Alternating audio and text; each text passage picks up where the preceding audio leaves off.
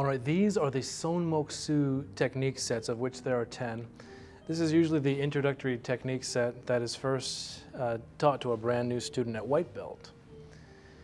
The reason it is all based on a single wrist grab is because in the world of grappling, reducing all of the variables of a stand-up grappling encounter, where there's vectors of force leaning left, right, back, forward, where there's headlocks, there's destabilizations, there's tripping, all of these attempts. It's too much for the beginner mind to grasp and make sense of all those variables. So what we do is reduce them all to one, the single point of contact at the wrist. Here, I can at least have a prayer of sussing out and feeling, becoming sensitive to the different degrees of pressure that my partner's hand has on my wrist, and how I might yield to them, how I might move in accordance with the pressure that is being generated, as opposed to opposing it. And that's really what the goal of this type of Hapkido grappling or Aiki grappling is to flow with the force that's given us. Every time someone squeezes or makes any type of attempt to pull or push us, they're giving us an energy. And Aiki or Hapkido, the principle is to flow with it. We call it taking orders. Whatever he gives us, we accept, we go with. The thing is, because we're using a circle, whatever he gives us turns around again and culminates to its antithesis, which actually puts him at a disadvantage.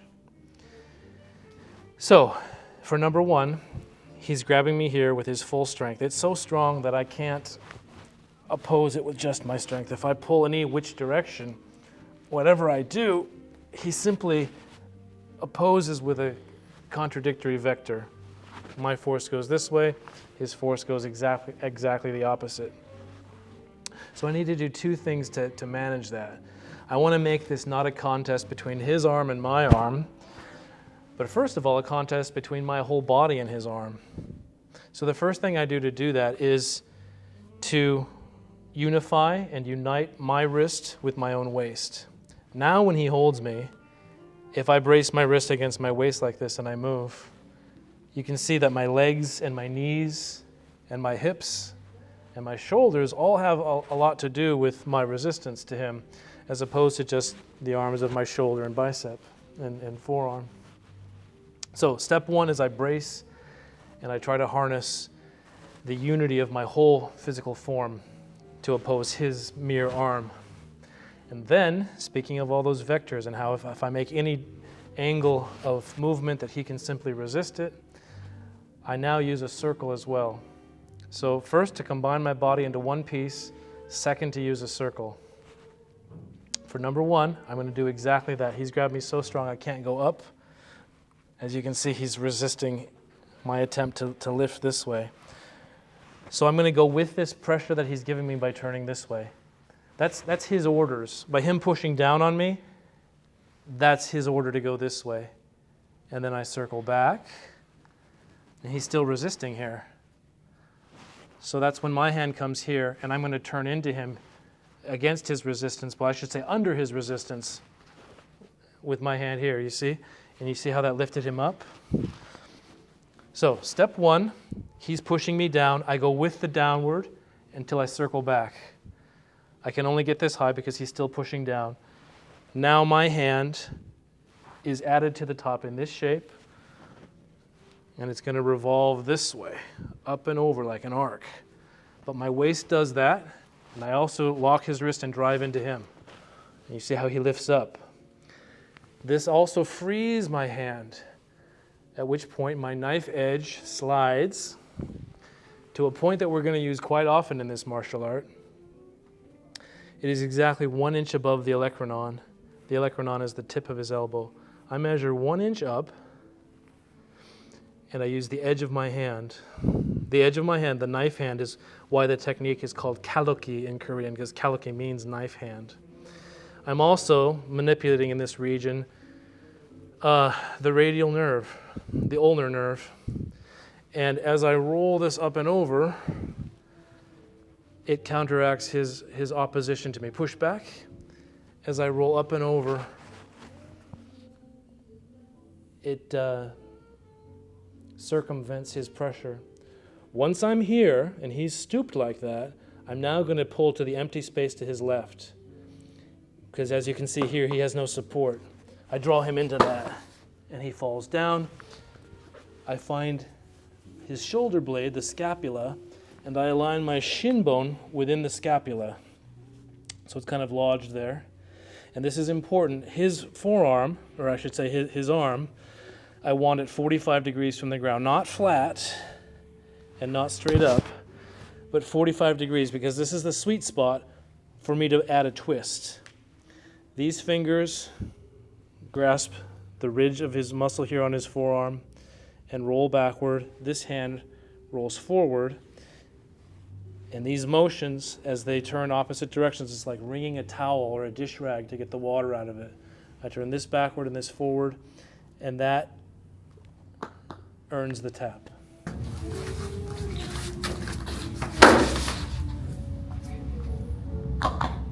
For Sohn Moksu number 2 of the white belt set, he's grabbing again. This time, I choose not to go against his force this way.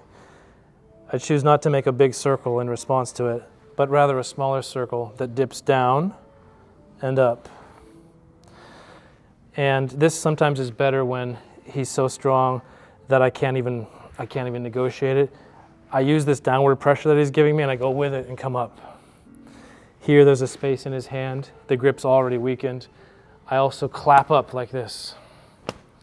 As I lift, there's a synergistic effect on his grip. My hand here, though, doesn't need to remove his grip. It just needs to kind of splay the pressure out a bit.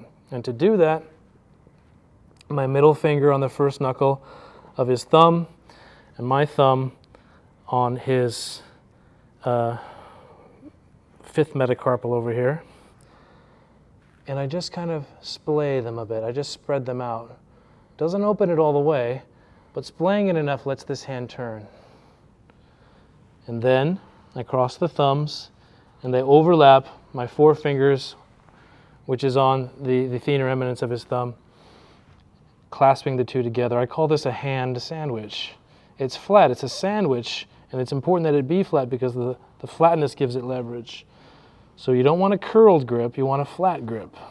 Nonetheless, overlapping, the thumbs are crossed. You'll know you have it right when the crossed thumbs align with the jutting pinky. At any rate, what I need to do with this now is spiral or corkscrew his forearm into his waist. If I divide his line, his body in half with a line, I want his elbow to stay on the right side with me. I don't want it to cross his belly button. In other words, I don't want to spiral like this and turn him off. I want to treat this like a screwdriver and drill directly with the elbow biting in to his midsection. When I do that and I drive it, by the way, I'm driving with my abdomen. I'm not pushing with my shoulders. I'm pushing with my abdomen as though I were pushing a shopping cart. When I do that, though, you can see his body turn sideways. He's listing. He's off balance. There's corrections going on in his feet and in his back to keep him in this position. I capitalize on it by drawing him this way, off balance. Yeah. But before he steps, I'm going to turn him up and over so that he falls backward. Once he has fallen backward, I already have him at an advantage, but I don't want him to interfere with that hand, and I don't want him to turn to me and grapple. So the next thing I'm going to do before he can do that is to clap my hand on the cap of his elbow just like this. Once that's here, I use this as well as my forearm to lift straight up. And that has the effect of kind of unrolling him like a carpet or like a window shutter. When I do that, you see how it turns him on his side? Then once he's on his side, my shin, my tibia, is going to go between his iliac crest and his last floating rib. There's this kind of no man's land of tissue, which is pretty much the love handle that the shin can reside within, like a Lincoln log. Once that's in there, he's pretty well stabilized. And I should note that it's important that that he be sideways like this, because when I do insert that shin there, that does the best to keep him pinned, kind of like a bug or like a mouse in a mouse trap. If I catch him here, he can scoot out this way, exactly. And if I catch him here, he can also shimmy out that way. Yeah, exactly. And that's just going to prolong the grappling match. If I can get it here, he's lodged and stuck. Then his elbow goes against my body, pretty much in the solar plexus. Think of this like a golf tee, the kind of divot that lets a golf ball sit there. And then I'm going to fold his wrist down. The best place to put pressure to fold a wrist is at the very end of the metacarpal, just before the knuckle, but not on the finger, just before. And with two hands, I compress his wrist against that spot, that divot in my solar plexus that I mentioned. And that gets me a forearm Gokyo type of wrist lock. I can also, with one hand, reach under and clasp my forearm and do a figure four style, which is a little more significant. But that's the end of number 2 of Sohn Moksu for white belt.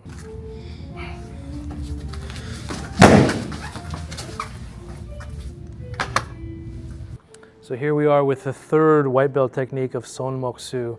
This one is a throw, but it's a counterbalance throw. It's very technical.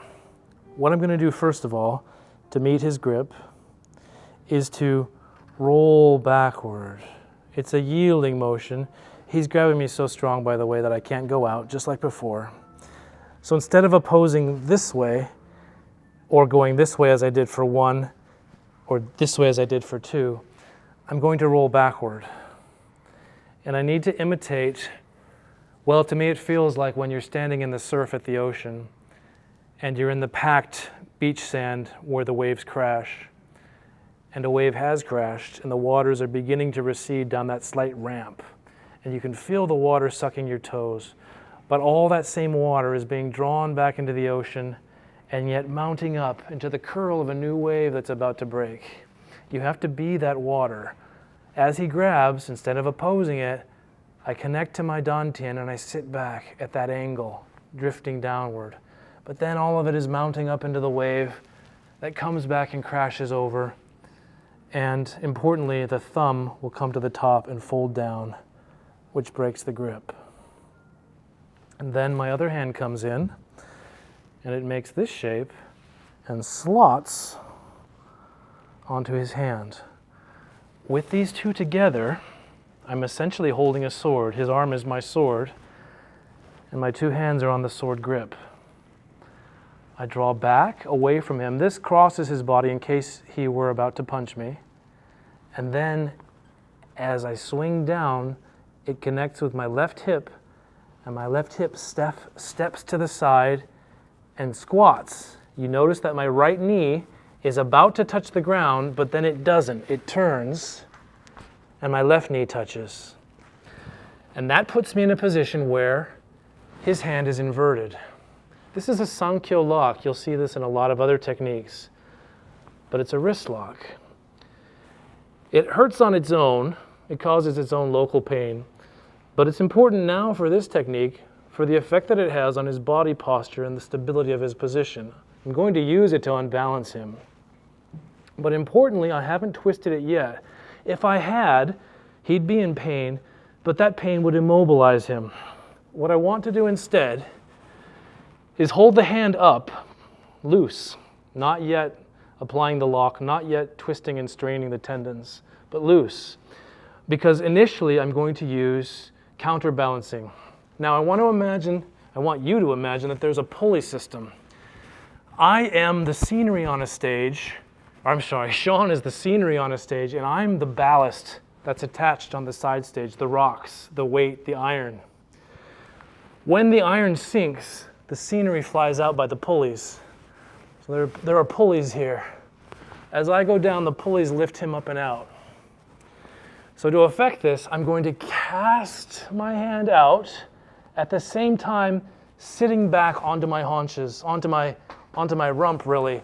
His hand and my seat must touch the ground at the same time. after this is cast out. And if I do that all at once, it'll cause him to flip. If I do that in any other way, it'll cause him to simply freeze and pull me backward. So my timing and my surrender must be impeccable. You ready, Sean? It looks like this. Once he's landed, and I'm in this position here, I just take advantage of how things have fallen, and I take this knee, which is already in position, and I move it across to his sternum and bar his face and his other arm from even reaching me.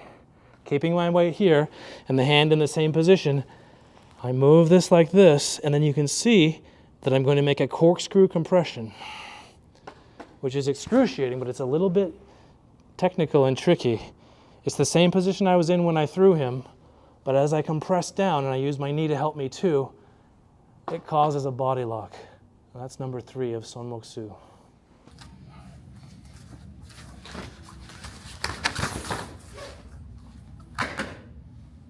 Number 4 of the white belt Sohn Moksu from Kuksul Kwan Hapkido. Now in the first 3 techniques of this series, my hand was essentially a fish, a wriggling fish that was seeking to, with slipperiness and guile, escape the grip he had given me. In number 1, I went this way. In number 2, I went this way. And in number 3, as you just saw, I went backwards. This time, my hand isn't going to wriggle and escape. Instead, I'm going to attack the ability of his arm to make a grip at all. And I'm going to do that by using my thumb on the pressure point on the crease of his cubital fossa, just lateral to his medial epicondyle. This point is called Heart 3, or Gok-ji in Korean, and it's manipulated by a perpendicular pressure downward. You can see the reaction there. It hurts him up there, but more importantly, it weakens the grip downstream. So actually, when he did that, even though I saw him lurch his face like that, I felt his grip grow weaker. And I'm going to add to that. In fact, I want to treat this whole line, this whole pathway that I've just manipulated, which is actually the heart meridian, and it passes through heart 3. Heart 3 comes down and out the pinky. I'm going to treat that whole meridian the way you might treat the string on a guitar.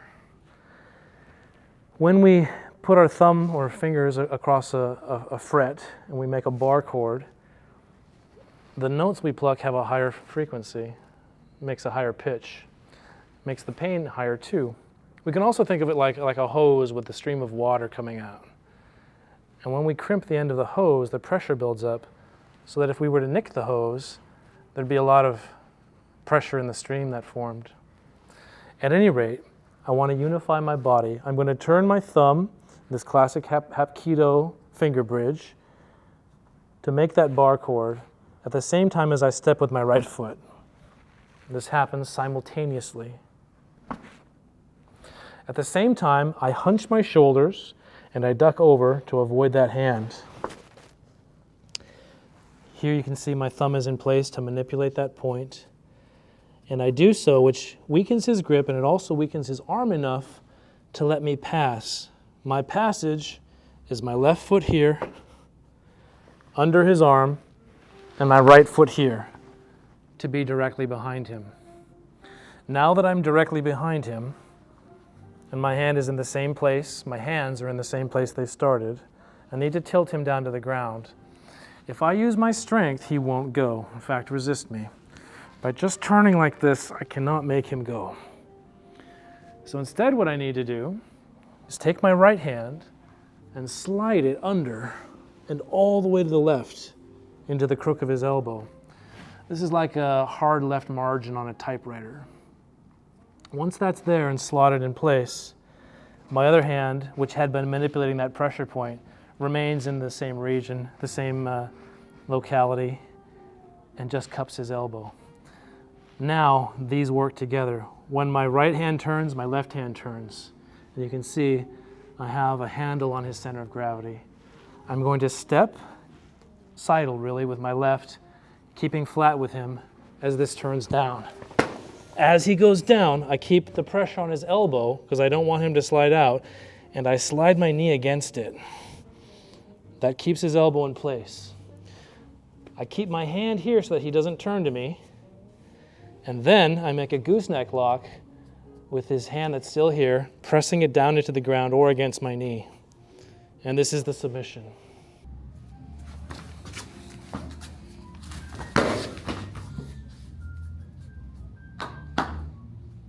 For number 5 of this basic 10 technique set, we actually change gears and do a judo throw. It's basically just a no-goshi. To accomplish it though, first I need to break the grip. And the first 4 methods I used, as you know, 1, 2, and 3 were wriggling methods, and number 4 was a pressure point method.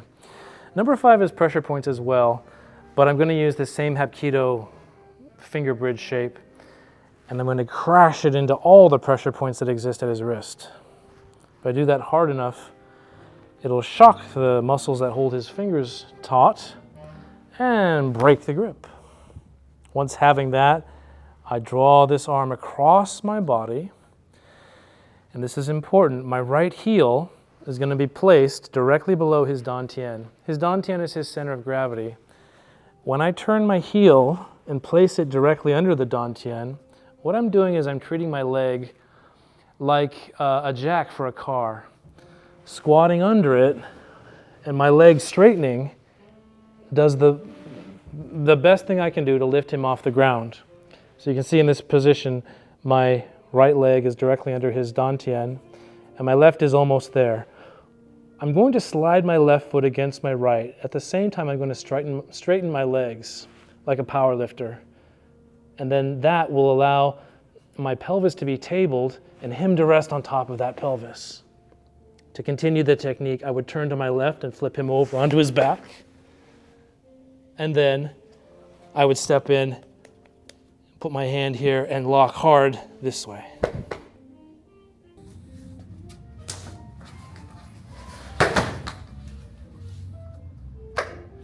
All right, we now come to number 6 of the Sohn white belt Hapkido.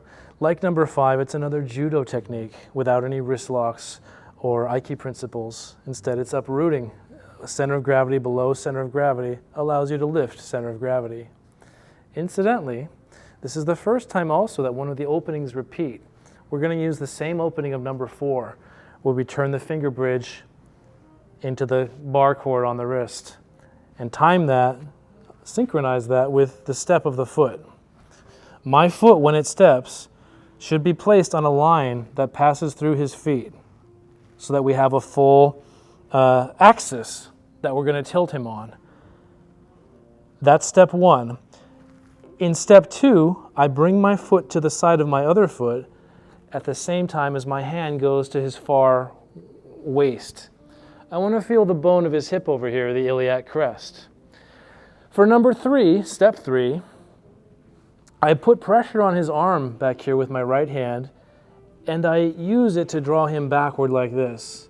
Note that if I press here, his arm will have an easier time going than if I press here where he can resist it. There's strength here that he can stop. Whereas if I go here, there's less strength. Then, when I've made enough of a room, this is like opening a car door, I slide my left foot behind him, and I want to align my tailbone with his tailbone. More specifically, I want to align the Mingman point, which is pretty much the second lumbar vertebra, with mine. So those two touch, especially as I slide over like this. And then for the 4th, this is the lift, my right foot will slide against my left and lift him up. Suspending him like this on the platform of my back, I have to be very careful because he really can't break fall from here. For now, I'm going to let him down slowly. Be careful with your arm. And then once he falls, I can do any lock here. But I'm going to turn this behind like this and put my knee against his forearm and then apply pressure like this.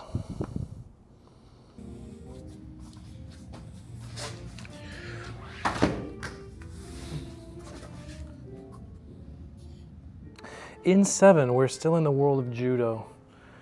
I use the same grip break as I used for number 5. Flare my fingers, make the classic Hapkido finger bridge, and then with the side of this metatarsal, I crash into all his pressure points and break the grip.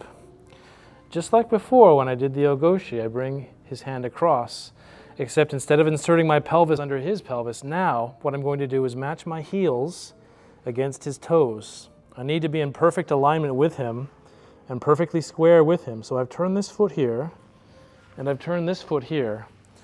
And this squares me up to be in perfect alignment with him.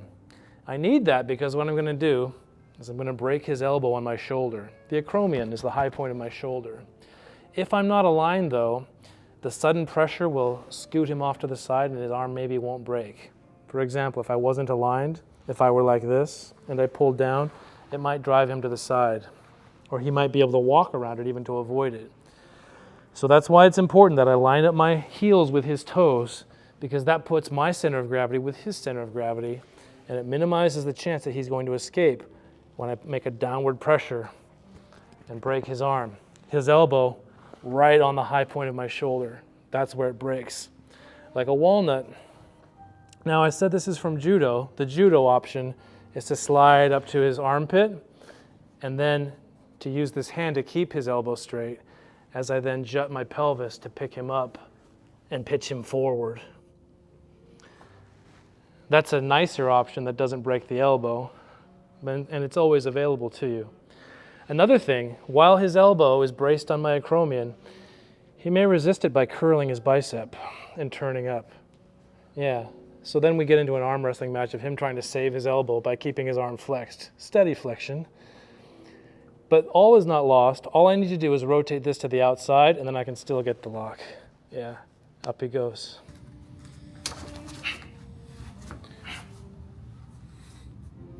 White belt Sonmoksu number 8, another judo technique, and incidentally another technique where we repeat one of the opening sequences in order to take control of the wrist. This one we actually repeat the same as number 1. His grip, I can't go high, so I turn my waist to the left, and then I dip, and I get it as high as I can. He won't let me get any higher, but that's okay, because now what I'm going to do is step with my right foot to the line, to a line that is formed by the 2 points of his feet. Notice that my finger is pointing. I'm not grabbing his wrist. I'm pointing to the horizon. I think of it like Babe Ruth pointing to the outfield. With my right foot as my pivot point, I lift my left leg and place it behind his leg. It has to be in the air, everyone. Don't touch your left heel to the ground. This throw is not accomplished with your shoulder strength. It's actually done with your hip. And to make your hip be the thing doing it, you have to have your leg in the air. Now with this one pointed here, my left hand comes to his shoulder, and it's actually tracing a circle around his neck. Don't think of it like shivering a forearm. Don't think of it like pushing with your hand. Instead, think of it like embracing with a hug and drawing him over. This is the pathway it takes. When I move my hand, my foot also moves. They move together. When these two move together, I also move this hand, and they turn in a circle. All of those three things together destabilize him, and that's what makes him fall over. Finally, a word about my hand here. My hand pointing like this has a strange effect on his balance. It keeps him off balance. If I were to use the same grip as I had for number 6 and I were to try to throw him, this would give him a brace. It wouldn't help me. Go ahead, resist being thrown. Keep the grip on my wrist though. This actually gives him a brace against being thrown. Do you feel that resistance? But now when I take it off and point, it takes it away. So that's very important for this technique. Anyway, they all work together, and he falls off to the side. And that's the throw of white belt Sonmoksu number 8.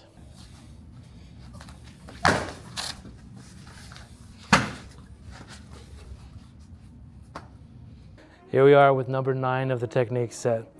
As you may have noticed, several of the last techniques repeated openers that had been seen earlier in the technique set. And this technique is no different. For number 9, I'm going to use the same opening as number 2, which if you recall, was to flare my wrist, to dip my knees, and to turn my hand up, exactly like number 2. Then my left hand claps up underneath just enough to break the grip or to loosen the grip so that I can turn my hand over and make the classic hand sandwich. Here's where it differs though. In number 2, I pushed a shopping cart and I drove the elbow into his waist. But for number 9, I draw up and to the right. That's important because I'm trying to create a bridge under which I'm going to do-si-do. I'm going to swing his arm down, and as it passes down, I'm going to step through with my right, pivot my head under his arm as it passes, and then hopefully, ultimately end up shoulder to shoulder with him, but on the same axis. He's facing forward, I'm facing back, but the same bar passes through our hips. I bend forward, he bends backward. I bend backward, he bends forward. We're connected. To exert the force of the throw, I don't pull. Rather, I slide my left foot back, and as my left foot passes back, that axle through our waists makes him fall backward. Having fallen, I repeat the same ending of number 2. A hand on top of the elbow, lifting up to put him on his side, not on his back, not on his stomach, but exactly on his side. That's what I want. And then I place his elbow into the pit of my solar plexus and compress the lock, or figure 4.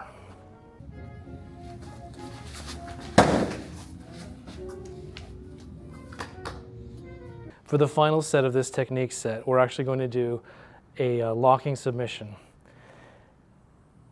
And I also repeat the same grip break that I used for number 5 and number 7, which is the finger bridge crashing into all the pressure points of the wrist. And then I'm going to now step my right foot behind his left heel. It's important that I do this because when I start to apply the lock, he's going to be under duress and he's going to try to step out. Having my heel here in place keeps him all grapevined and tangled up so that he can't do that. But on the way in, my elbow came to the top, and maybe if I'm violent, it lodged with a strike to his Adam's apple. If not, I just place my elbow high on his sternum because the important part here is the leverage I'm going to get. Then my wrist slides up all the way, and incidentally, it's going to apply pressure to his upper arm at the same point that we used for number 1, that triple burner 10 point, 1 inch above the olecranon. I need to keep my forearm stable, so I then use my palm to brace it against my chest so it doesn't move. Now his arm is locked in an arm bar, but to accentuate it, this is important. My palm is still on his pulse. I'm going to twist his wrist at the same time as I revolve it. Think of the earth rotating on its axis, but also revolving around the sun. When I turn his wrist, I also circle his arm, and it's going to revolve and pass my body on its way to his dantian, that's here. On the way there, if I do this properly with enough pressure, you'll see him lift onto his toes. Once he's on his toes, I buckle his knee with my knee, and I fold his chest down with my upper elbow. That tilts him back. Once he's fallen down, I twist and do any kind of lock I want to submit.